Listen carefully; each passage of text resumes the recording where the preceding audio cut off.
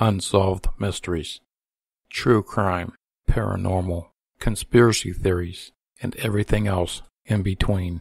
My next guest covers all this on her podcast. It's a podcast that I listen to regularly. Occasionally, I'm going to have other guests on the show to promote their podcast or blog. Today is Katie from Weird on the Rocks.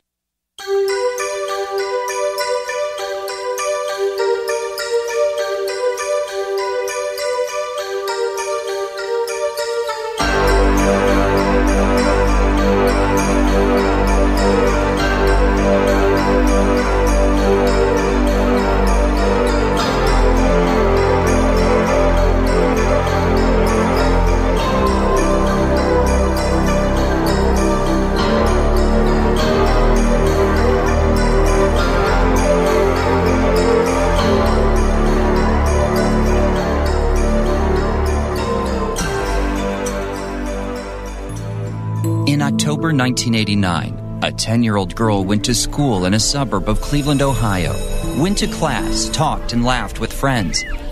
She was in the room when a police officer told her about stranger danger.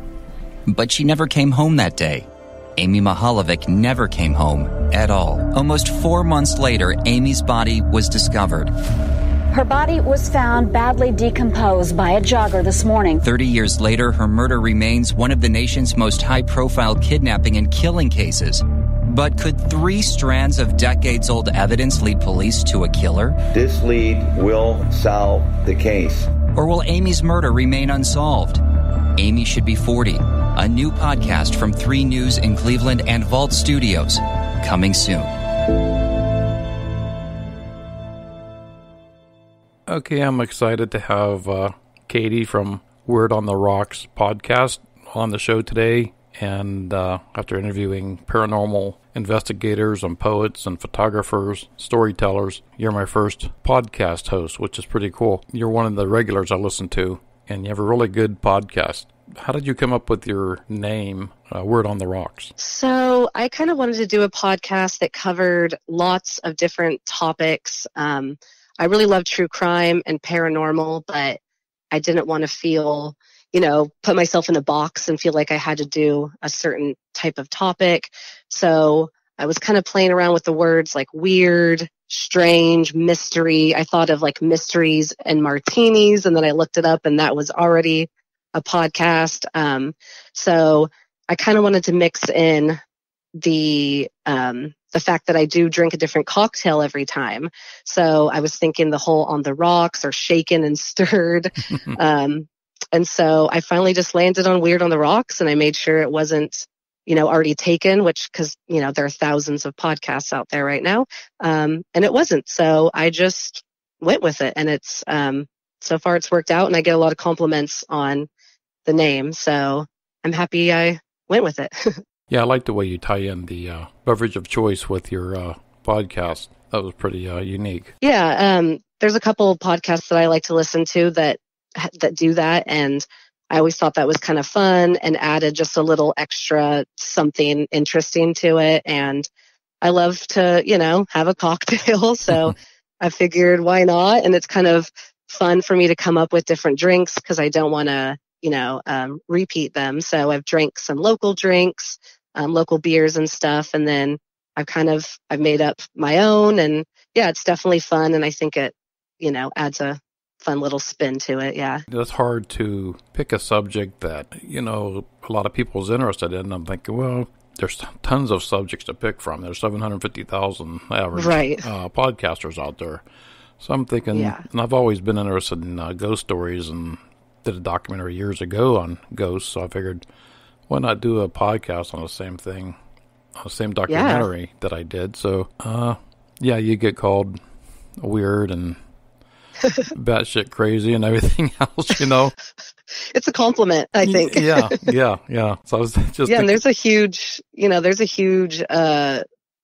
interest in stuff like this. And I think people definitely used to be considered weird or that's evil or, whatever. But I think like the true crime, the paranormal stuff has really, thanks to podcasts, is opened up that audience for a lot of people, and they're realizing that they're not alone, that, most people are interested in these types of things and have questions and want to know more. So I think podcasts have been really awesome for, getting people to talk to other people that have similar interests, Right. I was doing some research the other day and just seeing how many YouTube channels are out there. And there's like over, 80 million. Oh, I believe it, yeah. So if you look at podcasters, I mean, even though 750,000 is a lot, I mean, it's still way below what YouTube is. Mm-hmm. And I think it's going to just keep growing. Yeah, absolutely. When God Friended Me, that TV show came on last year, and he's a podcaster. They say it rose almost 200,000 since that show. Wow. So I don't know if he was part of the, the uprising, the right podcasters, but I was thinking myself, when I started out, love the paranormal and unsolved mysteries and conspiracy theories. So you're right up the alley what I was going to do other than Ghost in the Valley. Yeah. Because I was always interested in all of that. Yeah, and I feel like if you're interested in one thing, usually you're open to other things too. There's some people that they don't mess with any of that. And, I have friends and family that I've told them about my podcast and they're not interested. And that's, I totally respect that and understand that. But I think if you have an open mind to one thing, that you're in general more likely to be open to other things too. So those are the people that you and I are really, reaching with our podcast, and I think is really cool. And they can talk to each other and bounce ideas off of each other. And it's been really fun to, meet new people and meet you and other people that have same interests that I never would have met before if I hadn't, gotten involved with this. So it's definitely like a new, modern, I think it is the new YouTube. I think in a couple of years, there's probably going to be, millions of podcasts, which, kind of sucks for the competition, I guess, but it's exciting to have more, material out there. Mm-hmm. Yeah, I was just going back over some of your older episodes. I'm thinking, well, you covered quite a bit just in what 6 months or so that you've been podcasting. Yeah, I think it's been like 8 months now. It's going by really fast. You started about the same time I did. Yeah, I think so. Yeah. At first, I started out, I'm thinking, should I keep on doing this? I think I had like 7 listeners and. Mm-hmm. In a week, it's like, wow, that's not a lot compared to what. But it grew, and as this time went on, that's inspiring to know that you have loyal followers out there that can't wait for your next episode.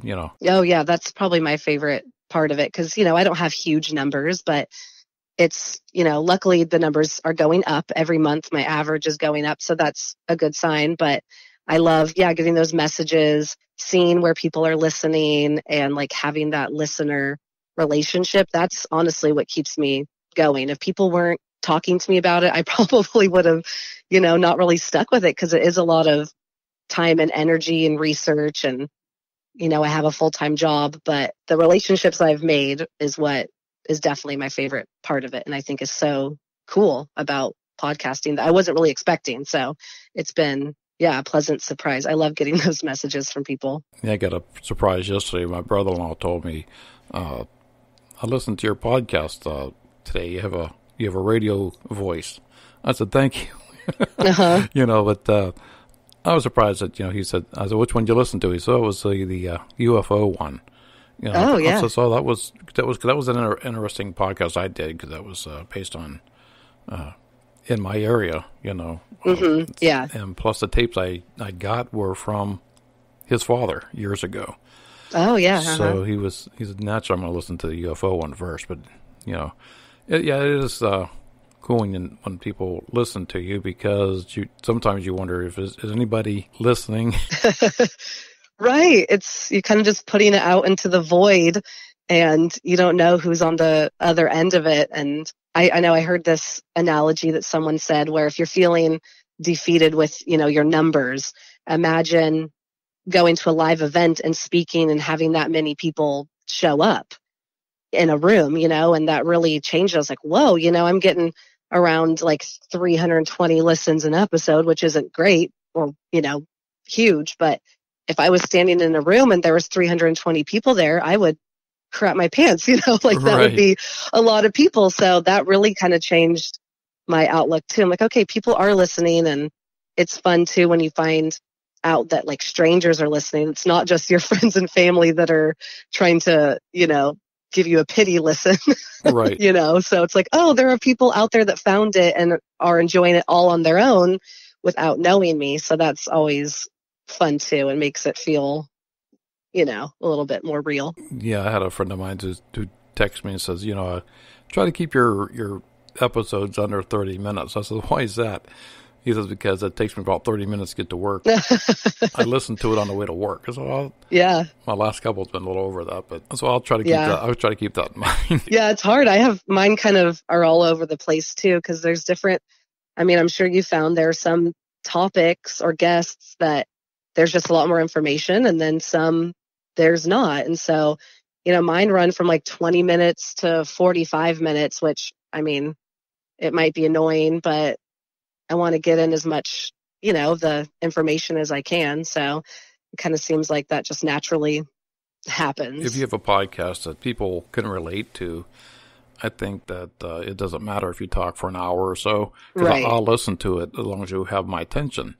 Right. But, yeah, exactly. The ones that just goof around for 15, I'm already gone, Yes, I agree. But yours is very interesting because you don't know what you're going to talk about each week. It's like, right. One's the Titanic and one's on the, which we're going to get to shortly, because I was going to do a podcast myself on the Salem witches in 1862, and I never got around to that one, but I'm glad you did that. That's an interesting topic. I mean, for me. Yeah. I mean, and I would encourage you to do one in the future, because there's a lot of information, and, there's a lot of stuff that I didn't even put in. And after I recorded it, I found new information. So, I mean, that was probably one of my favorites, and a lot of people have said they liked it. And especially this time of year, people are into all the witchy, spooky stuff. But, if that's on your list, I should say you should still do it, because it was really fun. There's a lot of stuff out there. So I'm going to do an episode coming up on Indian spirits. That seems to be a forgotten topic, and it's tied into the Salem massacre of the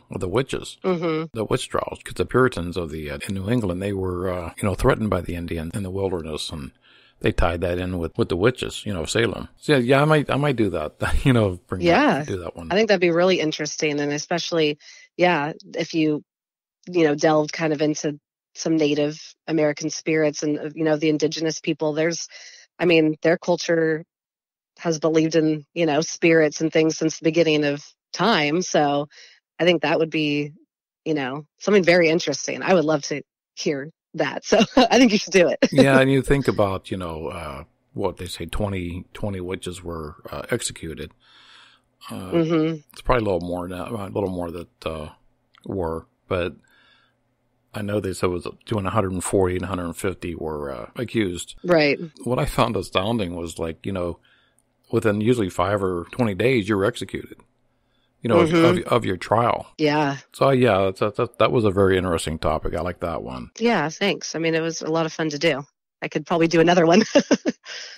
My brother-in-law liked the one you did on the Titanic, because he's a big Titanic follower. Oh, yeah. Yeah, I mean, that was one that I love the movie Titanic, and it came out when I was, I think, 10 or something, and I was obsessed, and I got all these books and read about it, and it wasn't until probably a year ago that I heard on another podcast about the conspiracies around it, and I was like, my mind was blown. I didn't think, conspiracies about the Titanic, that sounds like just complete, crockery, but it's interesting, and there's a lot of people that truly believe it. And it really, while I was doing the episode, I kept flip-flopping. I was like, oh my gosh, there might be something to this. So I kind of changed my own mind a little bit too, which is always, fun.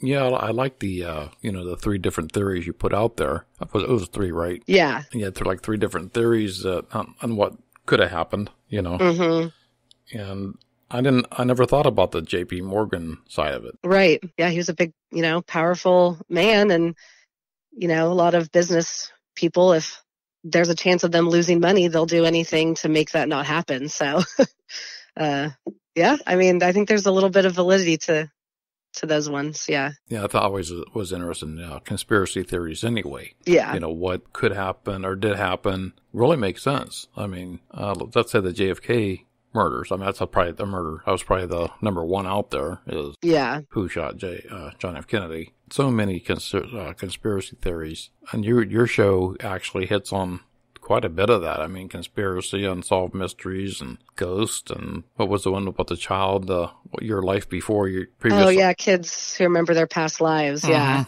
Yeah, that was... Yeah, and that one, it didn't really fit in with, like, probably anything else I'll do, but it's something that I've always been interested in, and I don't know where I stand on it, but with a lot of these things, I don't have, like a concrete opinion, really. It's more that I'm open to any of it.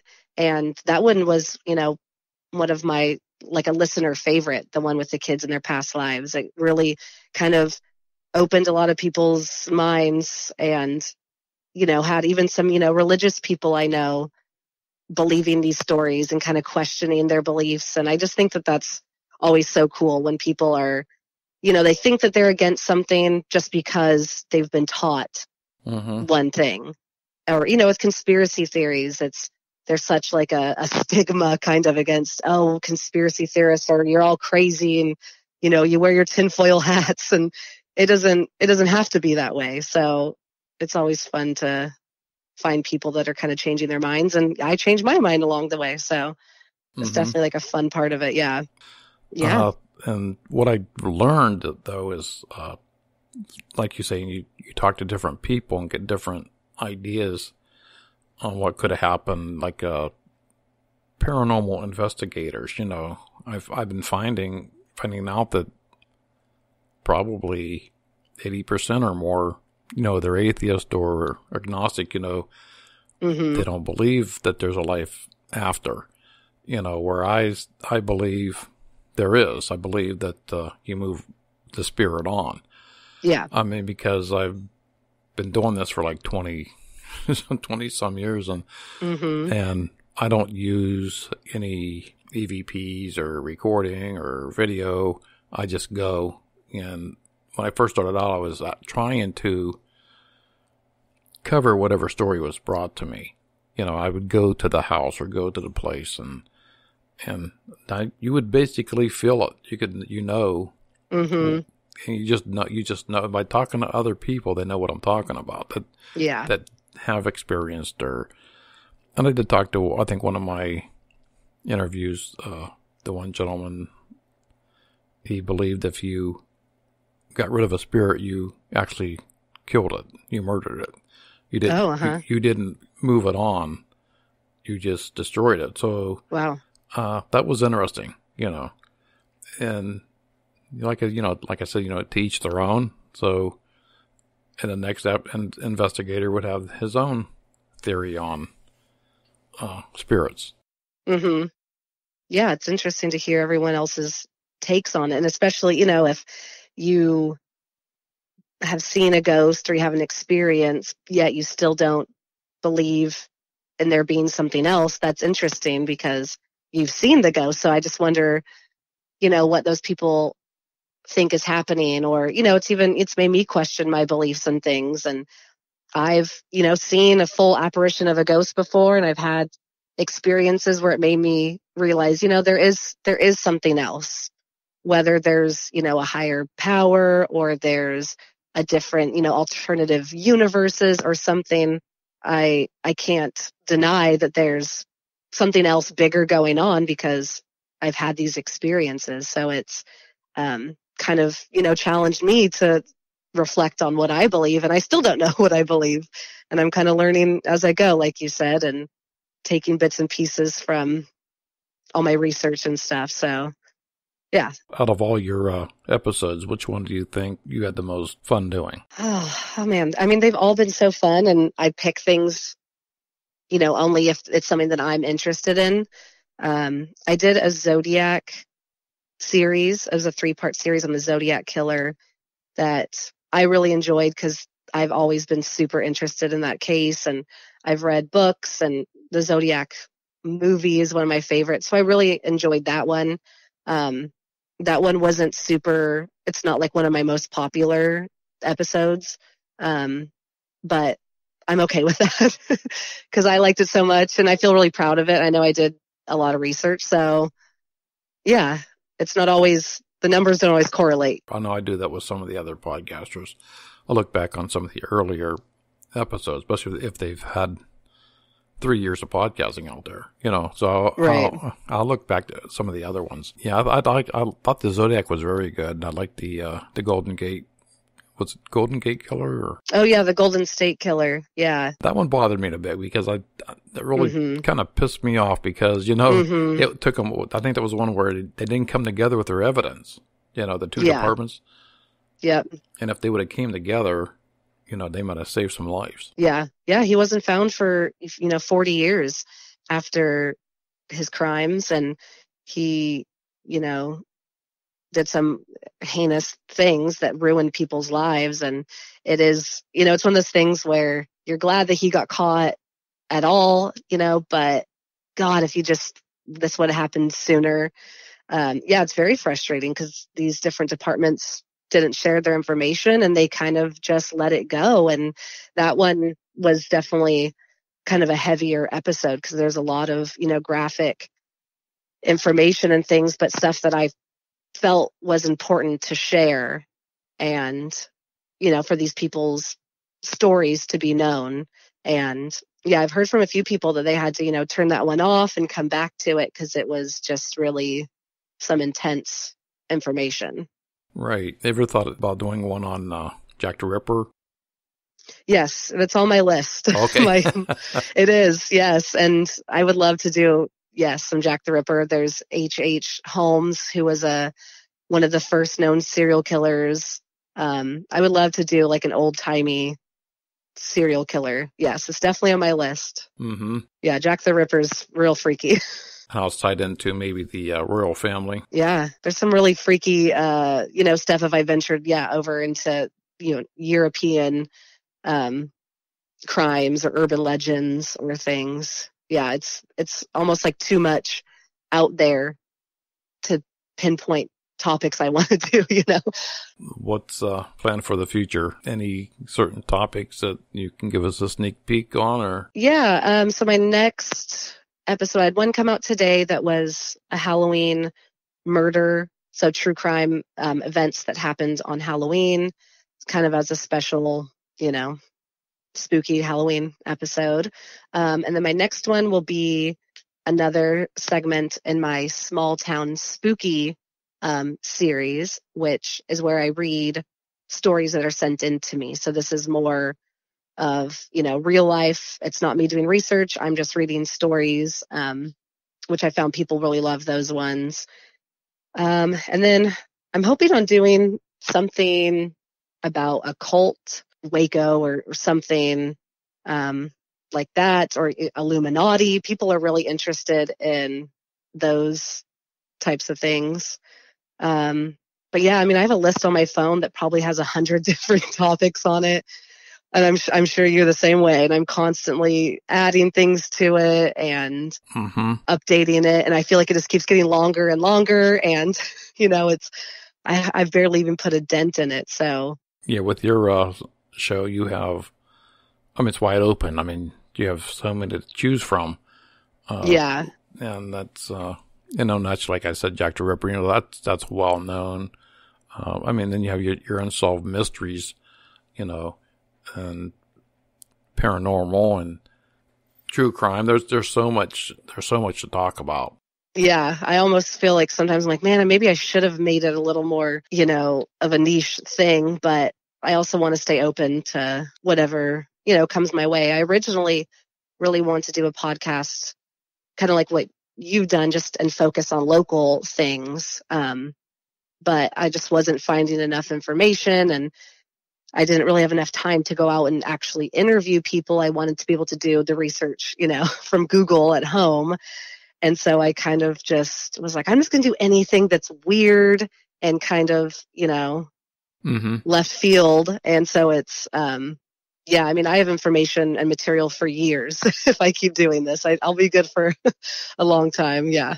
Yeah. I even thought about doing a weekly, to do it right, I mean, it just takes so much time for editing and getting the right story and trying to keep people's interest, Right. It's, I don't think people realize how much goes into it, and the editing is, that's my least favorite part. You put it out there very well, very good narrative voice and really always a good story. Yeah. Thank you. And same to you. I always appreciate podcasts that just get straight to the point. Like you said earlier, the ones where they're just, bullshitting and bantering and it's, unless you know the people personally, it's just not interesting. Like, I don't care what you had for dinner last night. I don't, and they're just giggling and, some voices are really quiet and then some are loud and you're turning your radio up and down. And I really didn't want that. And I really respect other shows like yours that just gets to it and there's none of that and